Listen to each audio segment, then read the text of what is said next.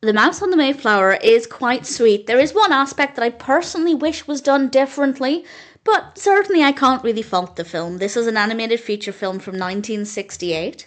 It's directed by Jules and Arthur Rankin Jr. It's written by Romeo Muller with a voice cast including Tennessee Ernie Ford, Eddie Albert, John Gary, Joanie Sommers, Paul Frees, and June Foray.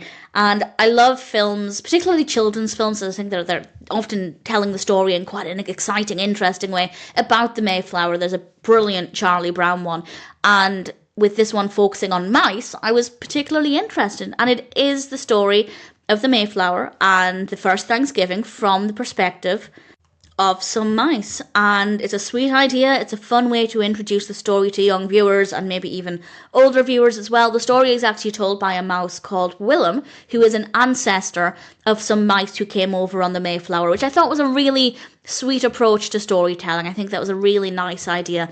And as I said, there was one aspect that I didn't love and I wish they'd done differently. There are humans on board the Mayflower, which obviously was the case in real life.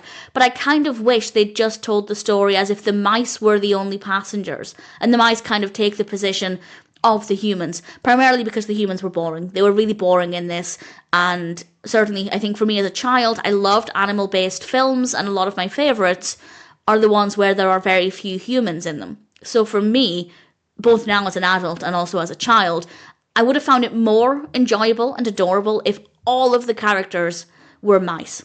And the story would have worked exactly the same. So I think that would have been a little bit more interesting. But it worked. There's nothing wrong with it. That's purely a personal preference. But I still think the humans in it are kind of boring. The ship design is nice. The animation is really satisfying. The colour palette is lovely. We have some really nice purple sky colours, which is nice. The costumes the characters are wearing look great. The voice acting is good. And the music is decent as well. All things considered, Mouse on the Mayflower is very adorable. Yes, I would have liked all of the characters to be mice, but it still works. It still delivers a solid narrative with lovely animation, and if it sounds like a film for you, then it's certainly one that I'd say is worth watching.